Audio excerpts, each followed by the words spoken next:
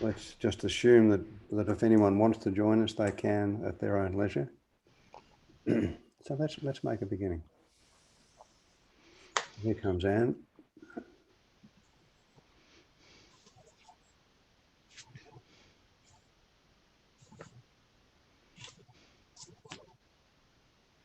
Anne and Lou Bosch are joining us. I'll just give them a moment for them to.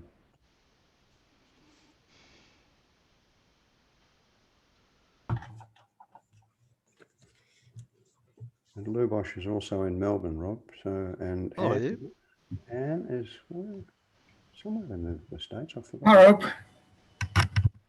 Hi, Lou Bosch. Welcome.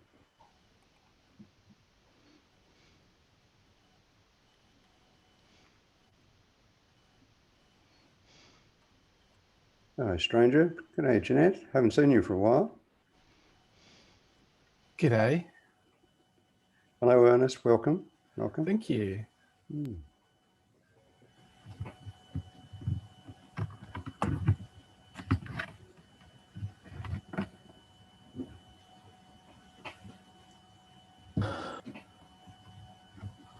So another couple of people joining us.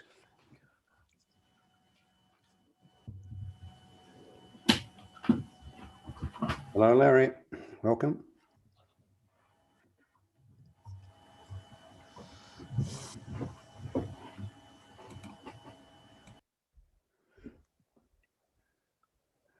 Hey. Hi, Rob. G'day, Andy. How are you, Andy? I'm good, thank you. That's good. Glad I could join you this morning. Yeah. Yeah, I think it's a rare opportunity for you to do that. You usually got other things doing. Yeah, I have been very busy, so I'm glad that I'm here. Yeah.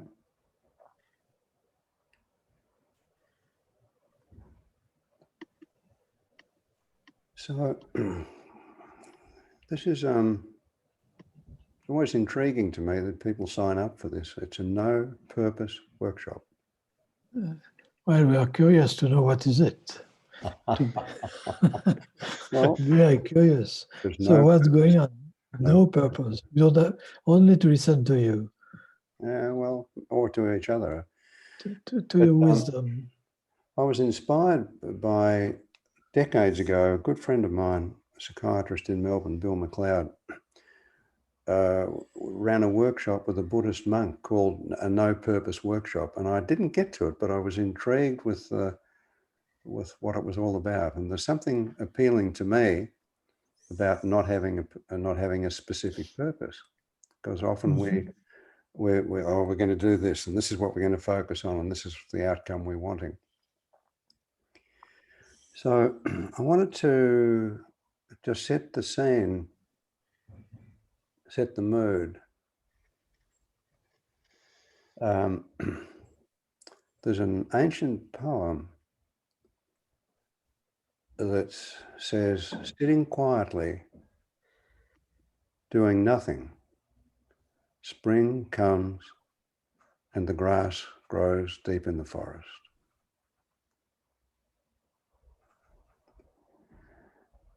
And I'm also reminded of Lao Tzu's writing in the Tao.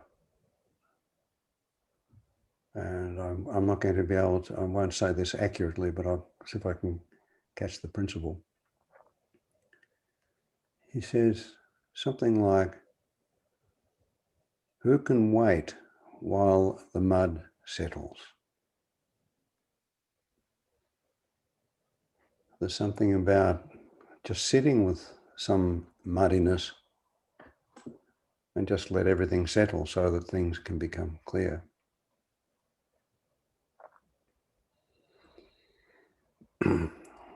And the other comment I want to add here to setting the scene. John Weakland was one of a trio of people who started the Mental Research Institute in Palo Alto. And they had as a therapeutic principle the idea that all problems are caused by our attempt to solve them. So that all problems are attempted solutions. So their attitude to any problem that someone presented was to apply constraints and to do whatever they could to dissuade any client from doing anything and not making any change. And they used every device that they could to talk someone out of changing. They would say, well, you're not ready, your family's not ready, the world's not ready for you to emerge as you really want to.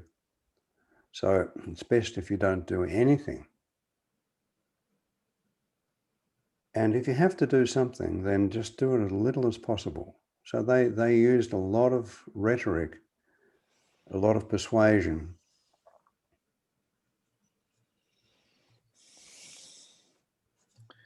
to try and thwart any person's attempt to solve their problem. It's a rather cute attitude. And it makes a lot of common sense. You know, we know that if you try very, very hard to go to sleep, that's enough to keep anyone awake. That it's been well documented that a way of gaining weight is to go on a weight reduction diet. It works every time. So attempting to solve those two problems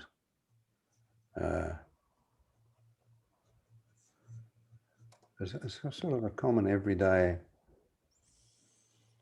examples of trying to do something feeds into the problem, and doing nothing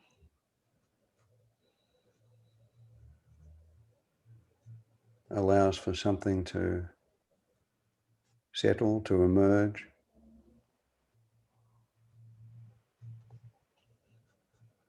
to appear, to disclose itself.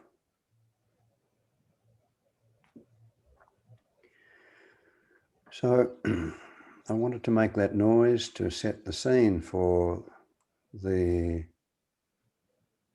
often overlooked advantage of not trying to follow a purpose, not trying to achieve anything, but instead to look at the option, the possibility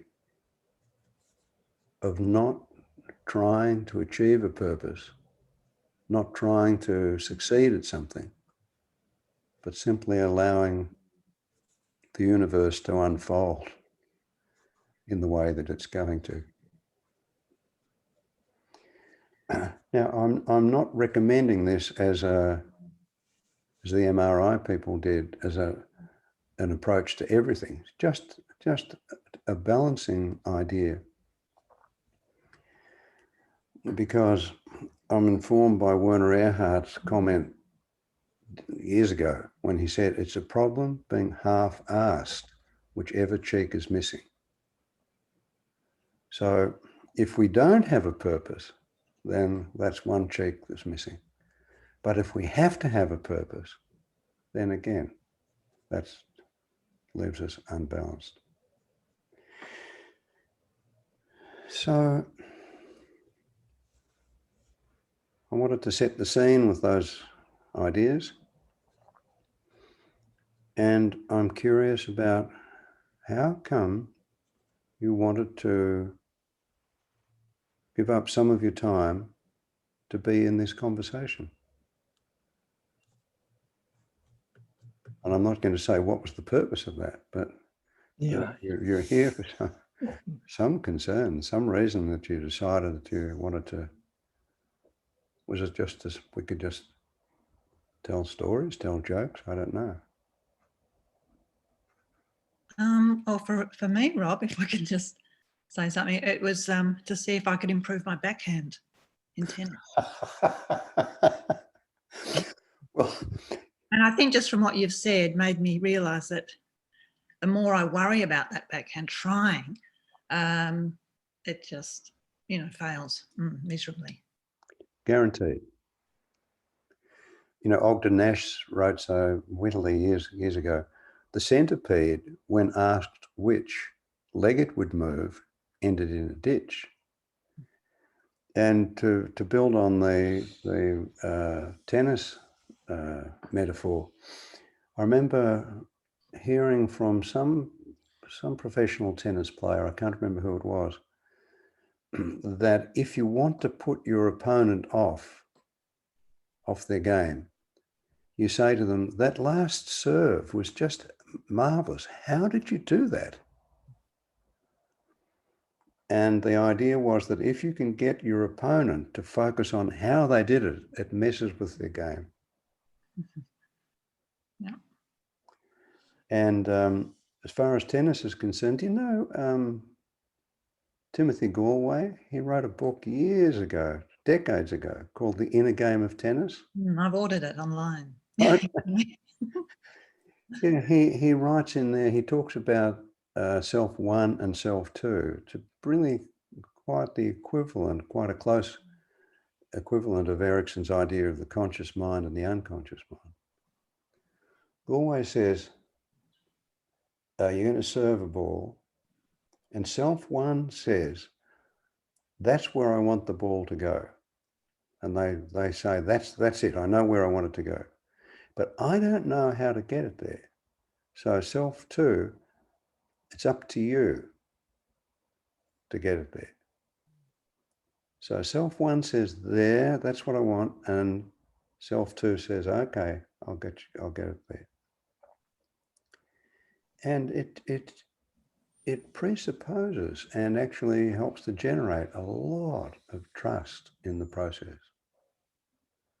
I have to try to improve my backhand is an expression and is an invitation to distrust your body. There's a fundamental different attitude in that, Carol. And all of our learning, all of our schooling, all of our training is don't make a mistake. And one of the ways of improving your background, instead of trying to improve it, is to practice doing it badly. Because if you really know how to do a bad backhand, whatever that means, I don't even know what that means, but you do. Mm-hmm. If you can master getting it wrong, I remember a concert pianist telling me that when she was learning a new piece, there'd be something on the third page, and it was a difficult passage, and right from the beginning, she was thinking, oh, no, this, and then when they got to that, wrong note. And she found it very helpful to practice getting that passage wrong. Once she could perfect getting it wrong, then she could just sail through it without a problem. So practicing our mistakes is counterintuitive, but it actually is consistent with our everyday experience. I'll give it my best shot. Yeah, I mean, you best try very hard, Caroline. That's right.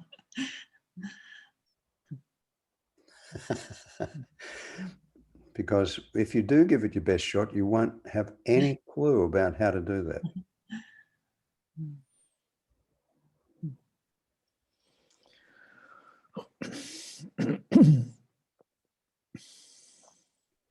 I think Erickson understood that when he said the three most important things for us to do, the three most important things are to observe,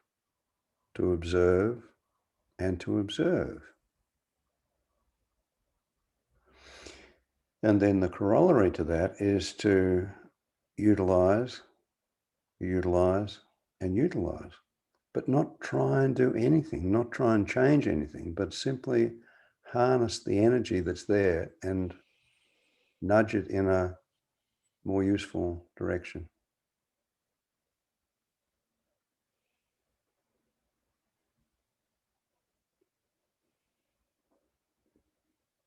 So what else is happening?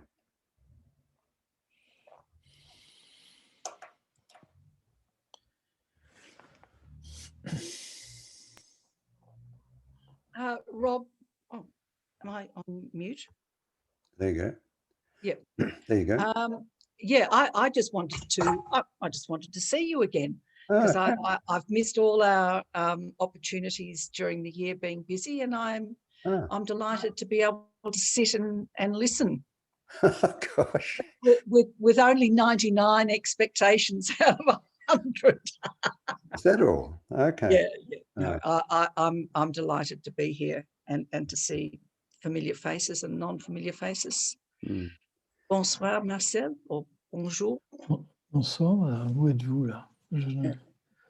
Hi, Caroline. Je, And Kelly. I the think. Janet. Yes, and Larry. Yep. Yeah. So Good. that's my purpose in being here. I knew that we'd be entranced from the first word, and I am, but I'll let someone else.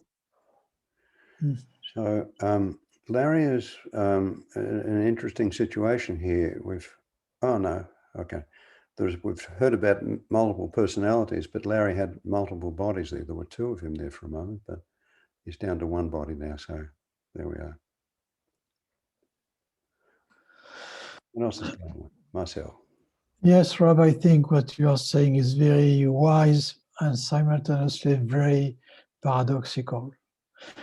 Because, as you said, I think while when you're wish to go to sleep and you are trying, you can go to sleep.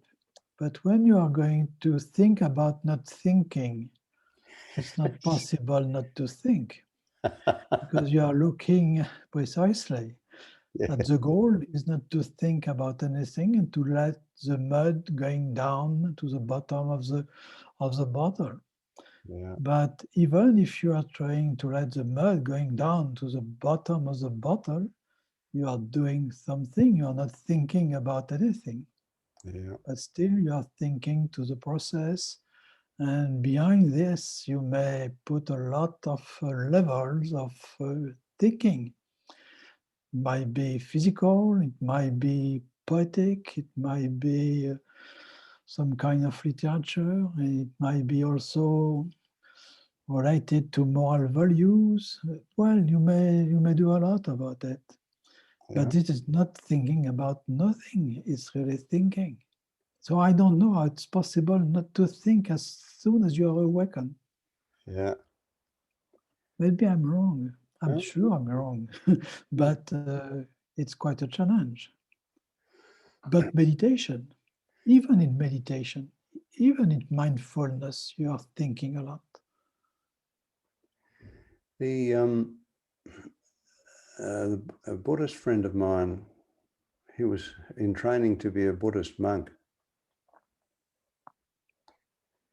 and he said he was going crazy with the Tibetan Buddhist training about stopping his thoughts. I'm not surprised. And he said that his sanity was saved when he came across a different Buddhist approach that was called Dzogchen. Now, I'm no expert at this, but Peter told me that with Dzogchen, you don't stop the thinking, you just listen to it, you just allow it to be there. You don't try and stop it, you don't try and change it, you just allow it to be there. Just like I used a couple of metaphors, like watching the clouds drift across the sky, not trying to get a cloudless sky, but just letting or watching something floating down the river and the way it goes under a bridge and then just comes out the other side, and just allowing those thoughts to just come. And I think Bill O'Hanlon pointed to that same kind of thing in his uniquely wry fashion when he said, he was talking about hypotheses. He said, entertain your hypotheses, but don't marry them. Mhm. And I think it was the Dalai Lama that said that you leave the front door and the back door of your house open so that any thoughts that come in the front door can just go out the back door. You don't have to close the door to keep them out. Just let them.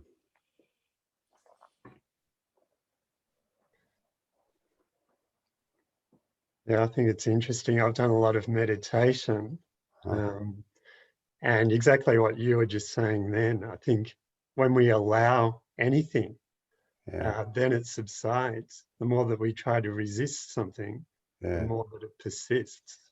yeah. Yeah, And it's the same with our clients too.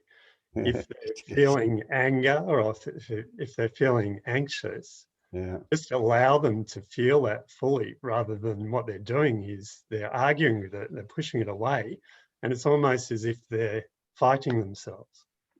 yeah. If any of us push against a wall, the harder we push, the more resistant the wall becomes. If we just leave it as a wall, it's not at all resistant. So I think you're onto something there, Andy, that if we push a client, I mentioned the Palo Alto trio. One of the others, apart from John Weakland, was Richard Fish.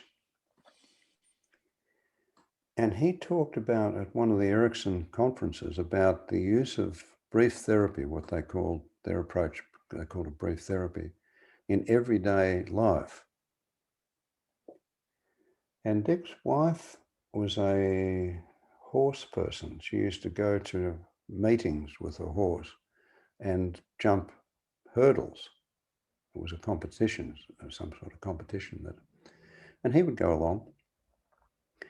And one of these times, his wife was riding a horse, and every time it came to a particular jump, it balked. It kind of dug in its heels, its hoofs, and it turned its head to the left.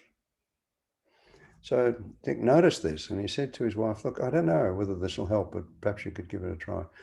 Run up to get ready for the jump, and just before the horse is going to balk, pull back on the reins and turn the horse's head to the left. In other words, don't try and force it to go over." And she said, "Oh, I'll give it a go." So they run up, she pulls the horse reins back, turns it, and the horse went over the jump. He just got a new car, Ford Thunderbird, and he was very enthusiastic about it and went too fast, and the policeman pulled him up for speeding. And he said to himself, I'm going to buy a ticket from this policeman. I'm going to get this policeman to sell me a ticket. So the policeman says, "You've been speeding. Let me hear your license." And he gives me his license. "Oh, you're a doctor." "Yeah, but I'm not a medical doctor. I'm a psychiatrist." "Oh, yeah." Every time the policeman tried to make an excuse to let him off, Dick said, "Oh, but that doesn't apply." And eventually, after this had been going on for a number of minutes, the policeman said, "Oh, well, I'll let you off this time, but don't do it again." He couldn't buy the ticket. Oh, boy. Yeah. It's actually kind of common sense, isn't it? But it's not our usual professional thinking. There was a Canadian family therapist, Carl Tom, who said that there's no such thing as a difficult client. So-called difficult clients, we call them difficult because they are doing what they are doing. We think they're difficult because they're not doing what we think they should be doing. So I've taken that idea and played with it, and I like to think there is no such thing as a difficult client, a resistant client. There's no such thing as a resistant client, just a resistant therapist. So if the client's not responding to our what we're offering, then it's up to us to change our approach so that they have a chance to respond.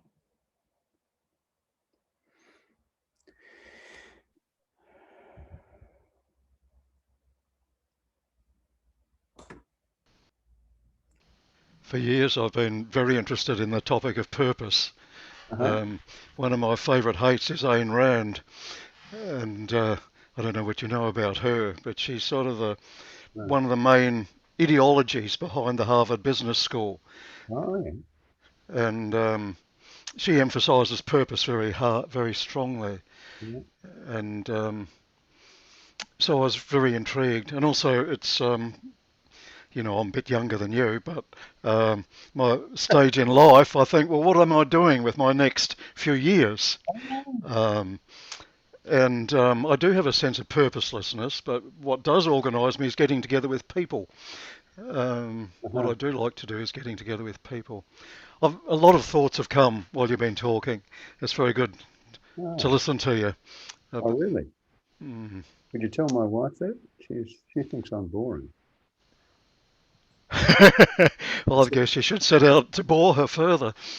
Well, because when I talk, it feels like she's going to go to sleep. You know. So anyhow, I'll Well, pass it on to her, and maybe she can be more respectful to me, Rob. oh no, you're fighting it. Just go with her. Go with the resistance. Well, I mean, in business, the whole purpose of business is to succeed, to sell more products, to make more money, and look after the shareholders and all that kind of thing. Yep. But I remember reading about one of the pilots who dropped the atomic bomb on, was it Hiroshima or Nagasaki? I can't remember. Anyhow, they dropped the bomb, and he looked back and he saw what had happened, and he said to his co-pilot, "What have we done?" It was a shock to him to see that they'd achieved their purpose. It was a shock. So business depends on purpose, and you need to clarify what the product is and what need it serves, and you need to advertise so that people will realise this is going to contribute to them, and that's the purpose of business. For business to succeed. But what is the purpose of success? That's like what you're pointing to. Yeah. What shall it profit a man if he gains the whole world but loses his soul? Exactly. Yeah.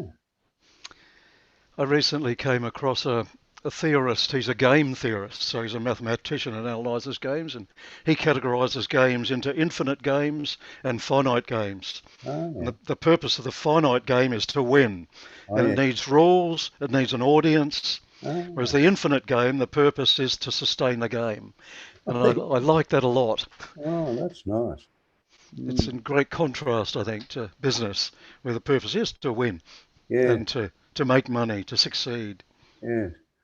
So, I mean, there's it'd be naive to say, oh, we should get rid of business and get rid of money. Absolutely. Absolutely. But there's a balance there somewhere, isn't there? Yep. And There's no heart in it, is there? Exactly. But when you talk about, you know, you're younger than me, when we're 20, you know, we're going to live forever. Yep. You know, we're going to learn how to fly, and then we accumulate, you know, marriages, children, houses, cars, bank balances. Some of us accumulate bankruptcies, you know, we can accumulate all kinds of things. But at a certain point, usually around middle age, there's some kind of reckoning about, am I on purpose? Ashley Brilliant said, by the time I got to this stage of my life, I thought I would have got a lot further. So a lot of people, when they get to a certain stage in their life, there's some kind of reckoning, like, oh, I haven't got as far as I thought, or I'm not as successful as I wished, or something like that. But I think it was Fernando Flores, the Chilean diplomat, who said that, politician, that after a certain time, instead of accumulating and winning, there is a time for giving back. There's a time of leaving, setting up a heritage, setting up for something after you're gone. Instead of getting and succeeding, it's a matter of giving away.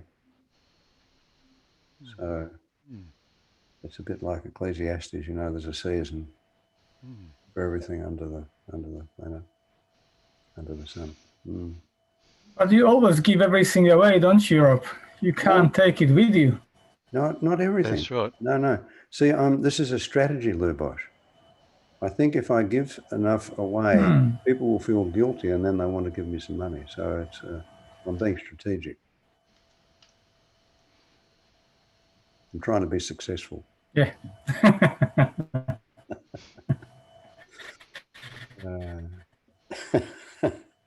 Does it, you know, because we have this skewed measure of success.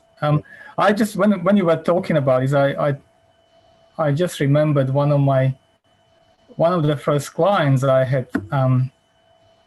She was an old lady. She was over 80, and she had a very sore back. She had it for 30 years.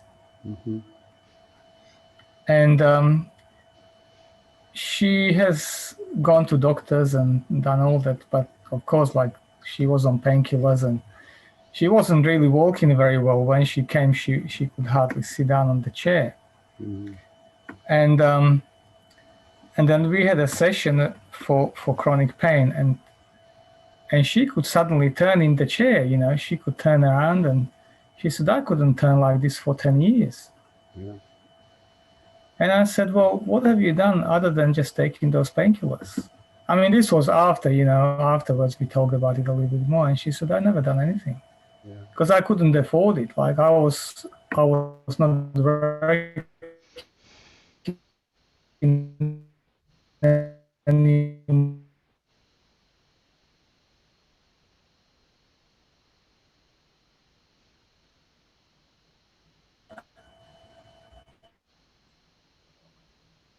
money or whatever. So you have to find some balance between that. It's with purpose. As you said, you know, don't do anything. The grass will grow deeply in the forest. That's true. But you have to expect it to grow, otherwise it just. So yeah, but very, very good. It's a balance that we have to find, the holy grail of balance between things. We need to succeed at that one, Lou Bosch. Yes. We need to succeed at not being too successful. True. Just the right amount. So we've had to do a lot of creative listening when you were speaking, because your internet. Just the right amount. Clients. Your internet's intermittent. We're having to be quite creative and filling in the gaps. But I think it was an act of creation for you to contrive that so that we could be more creative ourselves. So thank you for that. Thank you.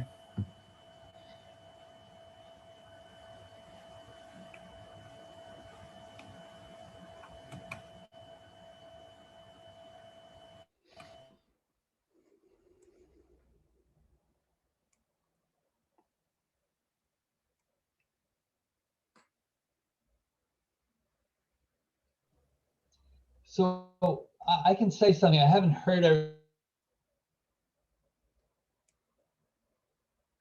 just Oh dear. Larry, you froze then. Can you say that again? yeah. So we're just responding to why we're here and what's the what moves us about the subject. Is that what we're doing? Well, some of us are, Larry. I don't know about you, but whatever you'd like to say, you'd be very welcome to, whatever that happens to be. Yeah. Okay, great. I will do that. It's so interesting to hear people because as a human being, I can relate to much of this. I just did part of a meditation retreat where the subject was what's called chitta, which is like a version of mind. There's 3 types of mind in Buddhism. That's more like the heart mind.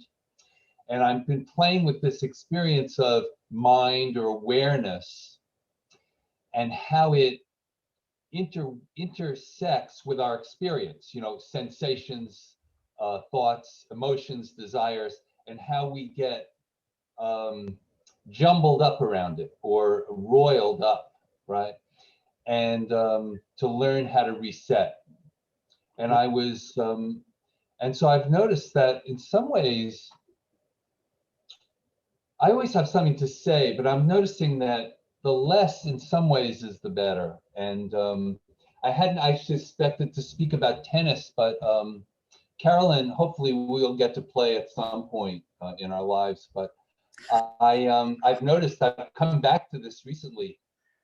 I've noticed that if I'm really letting it go and really swinging freely, the court's very big. But as soon as I start tensing up, and I don't know how this all works, but if I tense up and get tentative, Yeah. the ball starts going long. It's amazing, really. Okay. So that the experience of fear and control is doesn't work, of course.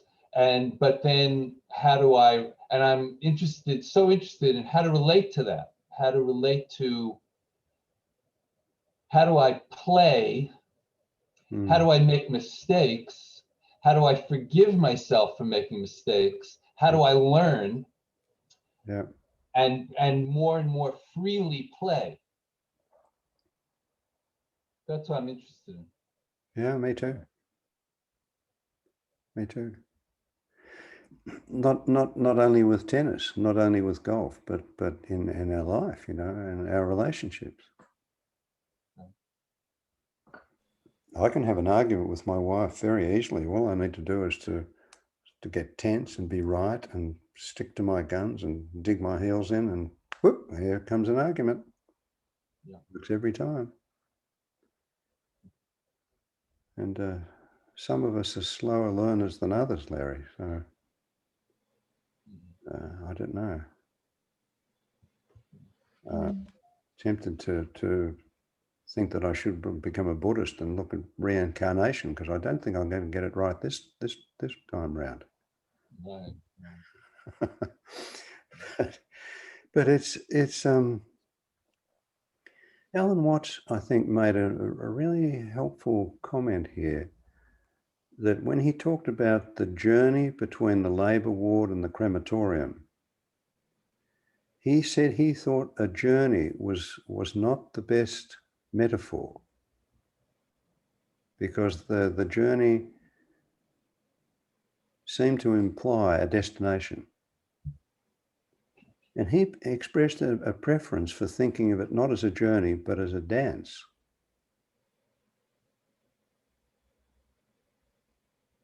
So if we're dancing, you can't make a mistake. You might tread on your partner's toes if you're dancing with someone else.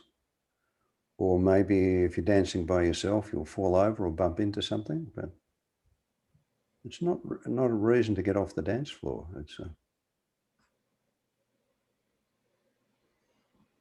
And I'm reminded of, do you know Steady Eddie? You heard of Steady Eddie? He was he had a problem with spasticity, and he said, he was a stand-up comic. He said that he won a first prize in a dancing competition once. All he was trying to do was to get from one side of the dance floor to the other. So he was dancing all of his life, Steady Eddie. Probably still is, I don't know. So I think that for me, the idea of a dance somehow speaks to Carolyn's backhand and your exploration, Larry.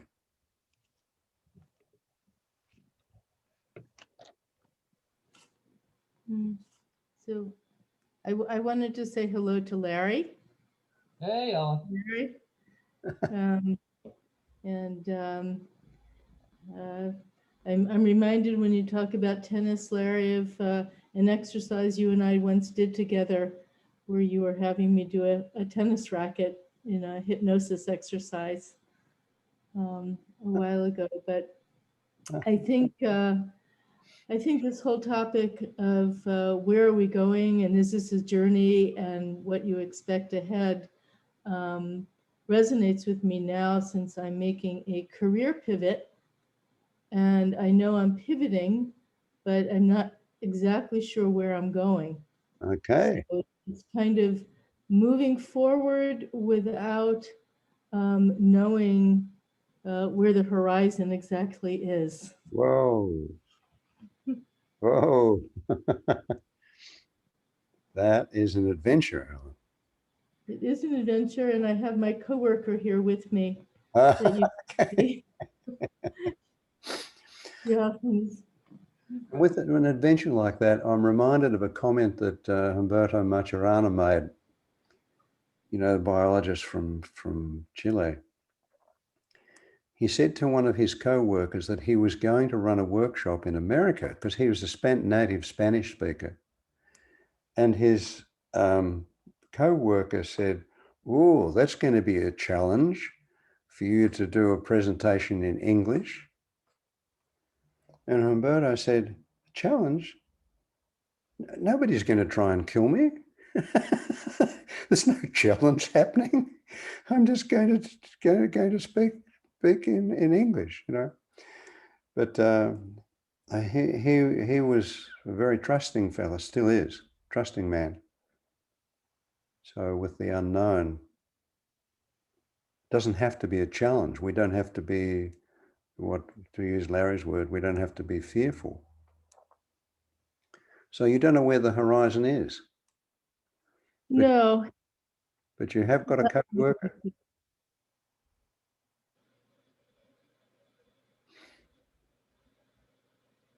So the whole notion, it's interesting, Alan, that if we think of the horizon, it's a bit like the pot of gold at the end of the rainbow. You know, like if you think you're going to get to the horizon, you're going to end up back exactly where you started, because, you know, the horizon moves as we do.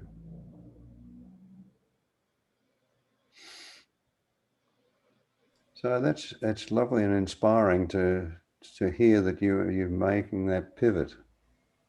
I'm reminded of the John Kabat-Zinn book, Wherever You Go, There You Are. Yeah. Trusting that if it seems like it's a good idea to make the change, Yeah. that however it happens will work out okay. Yeah. Unless it doesn't. And if it doesn't, well, then you can find another way of having it work out okay and just do another pivot. Yep. There's plenty more pivots where that one came from. And there've been pivots in the past, so there can be pivots in the future. Yeah. And how have you worked out which pivot in the past has worked? And I mean, we've all had pivots that haven't worked, but we've had pivots that have worked. So I wonder which ones worked for you and how you had them work. How did that happen? Not only you, but all of us. Well, this one happened because I was attending a webinar with Corey Hammond, and I let him hypnotize me in the webinar. Okay. As Larry knows, I'm because we work together. Another times that I'm highly suggestible, highly hypnotizable. Okay. So I had some alligators biting me. Ah, Mm-hmm. And in the hypnotic trance, I saw the alligators and they were biting me, and I saw the word work. okay. And when I came out of trance, it was the first time I had a sort of translucent visual hallucination, sort of a diaphanous image of alligators in my room. Whoa. And so I knew that something was going on with work that I had to pay attention to. Right. Okay. Yeah. If there are alligators around, that's a real incentive to pay attention. Mm-hmm. Yeah. I was pruning our climbing rose yesterday, and it's Albertine, and she's got vicious claws like your co-therapist there. And when I'm pruning this rose, I'm very aware that she's, has the potential to bite me. So I've got a back wall of alligators. Mm-hmm. I'm very careful. And I found that if I get bitten, it's helpful for me to apologize for being careless. Like I'm less likely to get bitten when that happens. Mm-hmm. But I love what you're saying, because it's not just, oh, everything's going to be lovely and oh, it's all going to be easy. No, they're alligators.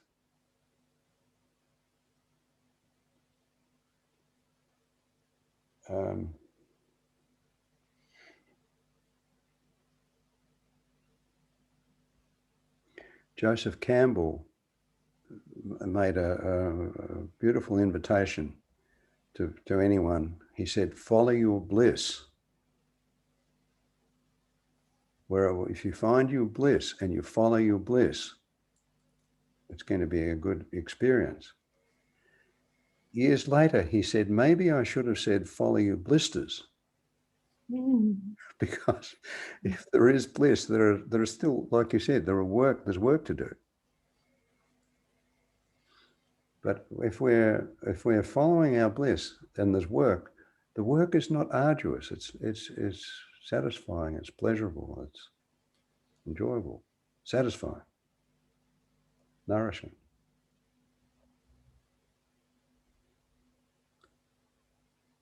Yeah, I experienced quite a pivotal change 3 years ago.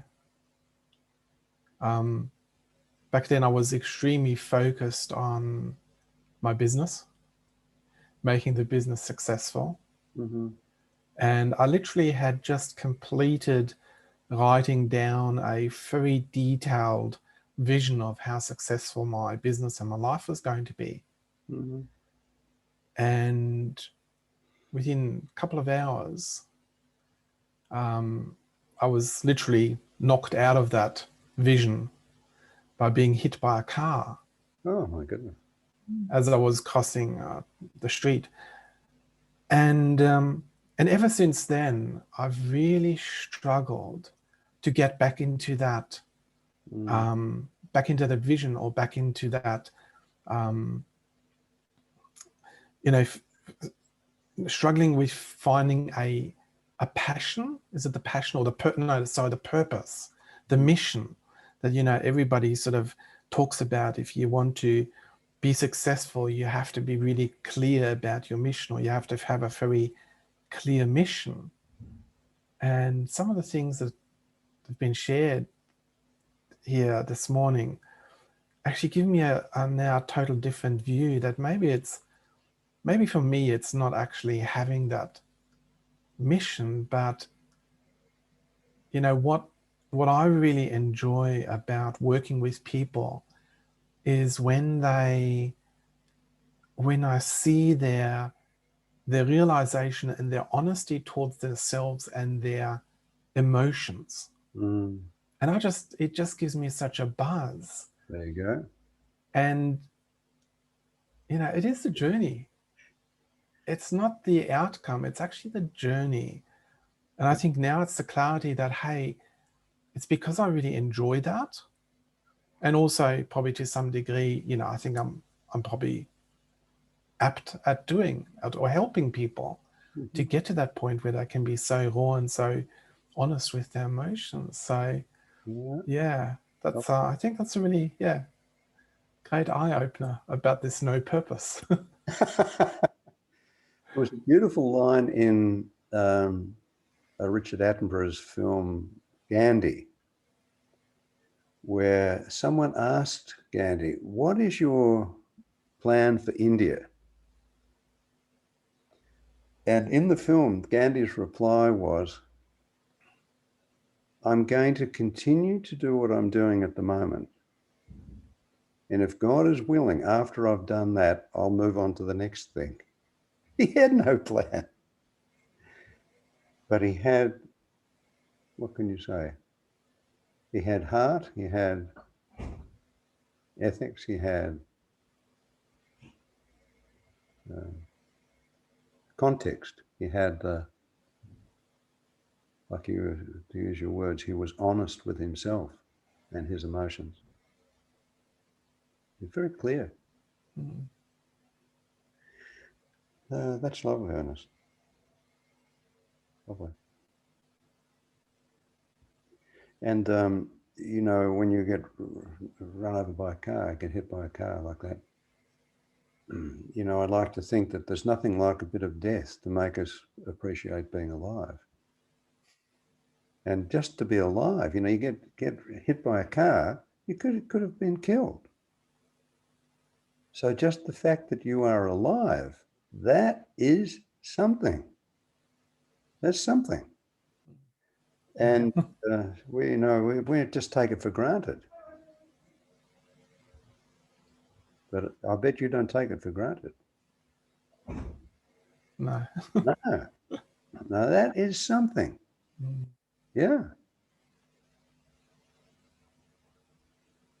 It's not nothing. It's not minor. It's huge.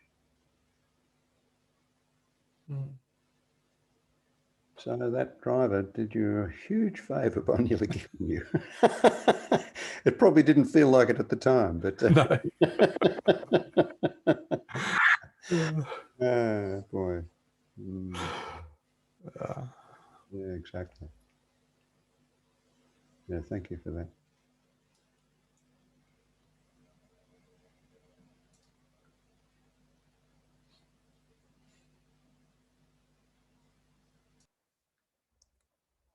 And Annette, you're still muted. No, you're still muted.